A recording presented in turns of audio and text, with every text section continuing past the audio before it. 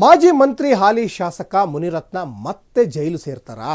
Atrocity ಆಸ್ತಿ ಹಾನಿ ಪ್ರಕರಣದಲ್ಲಿ ಅರೆಸ್ಟ್ ಆಗ್ತಾರ ಮುನಿರತ್ನ? ಹಾಗಾದ್ರೆ ಆರ್ಎಂಸಿ 2 ಠಾಣೆಯಲ್ಲಿ ಈಗಾಗಲೇ ದಾಖಲಾಗಿರುವಂತಹ ಎಫ್ಐಆರ್ ಎಸ್ಐಟಿಗೆ ಈ ಕೇಸನ್ನು ಕೊಡಲಿಕ್ಕೆ ಸರ್ಕಾರ ಚಿಂತನೆಯನ್ನು ನಡೆಸ್ತಾ ಇದೆ.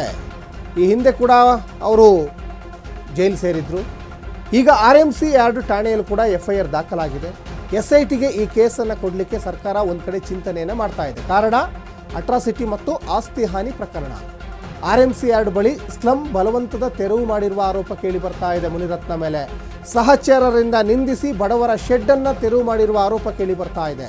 ಹಾಗಾಗಿನೇ ಮಾಜಿ ಮಂತ್ರಿ ಹಾಲಿ ಶಾಸಕ ಆರ್ ನಗರ ಶಾಸಕ ಮುನಿರತ್ನ ಮತ್ತೆ ಜೈಲು ಸೇರ್ತಾರಾ?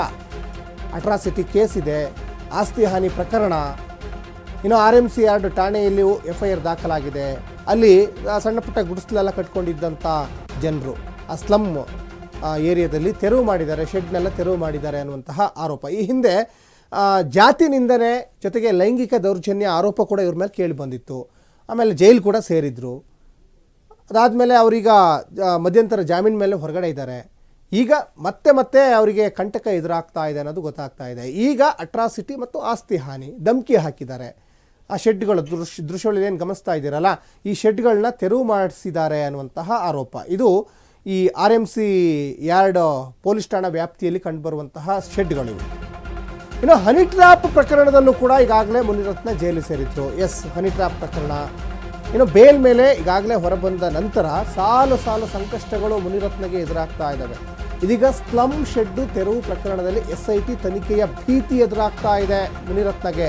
ಈ ಕೇಸ್ ಎಸ್ಐಟಿಗೆ ನೀಡಿದರೆ ಮತ್ತೆ ಅರೆಸ್ಟ್ ಮಾಡುವಂಥ ಸಾಧ್ಯತೆಯೂ ಕೂಡ ಇದೆ. ಒಂದಾದ್ಮೇಲೆ ಒಂದು ಸಂಕಷ್ಟಗಳು ಮುನಿರತ್ನಗೆ ಎದುರಾಗ್ತಾ ಇದೆ. ಮುನಿರತ್ನ ವಿಚಾರಣೆ ಮಾಡಿ ಜೈಲಿಗೆ ಕಳಿಸುವಂತಹ ಸಾಧ್ಯತೆಯೂ ಕೂಡ ಕಂಡು ಬರ್ತಾ ಇದೆ. ಎಸ್ಐಟಿಗೆ ಎಲ್ಲರೂ ಸರ್ಕಾರ ಕೊಟ್ಟರೆ ಎಸ್ಐಟಿಗೆ ಕೊಡಬೇಕು ಅಂತ ಚಿಂತನೆ ನಡೆಸ್ತಾ ಇದೆ. ಸಹಜವಾಗಿ ಕೊಟ್ಟ ಮೇಲೆ ಅವರು ತನಿಖೆಯನ್ನು ಮಾಡಲೇಬೇಕಾಗ್ತದೆ. ಮತ್ತೊಂದು ಕಡೆ ಸಾಕ್ಷಿಗಳು ಪ್ರತ್ಯಕ್ಷವಾಗಿದ್ದಾವೆ. ಅಲ್ಲಿ ಸ್ಲಮ್ ಏರಿಯಾದಲ್ಲಿದ್ದಂಥ ಜನಗಳನ್ನ ಅವರೊಂದಿಷ್ಟು ಶೆಡ್ಗಳನ್ನೆಲ್ಲ ಮಾಡ್ಕೊಂಡಿದ್ರು. ಆ ಶೆಡ್ಗಳನ್ನೆಲ್ಲ ತೆರವು ಮಾಡಿದ್ದಾರೆ. ಅಲ್ಲೆಲ್ಲ ಪಾಪ ಬಡವರು, ಕೂಲಿ ಕಾರ್ಮಿಕರು ಎಲ್ಲ ವಾಸ ಆಗಿದ್ರು. ದೃಶ್ಯಗಳಲ್ಲಿ ಕೂಡ ಗಮನಿಸ್ತಾ ಇದ್ದೀರಾ.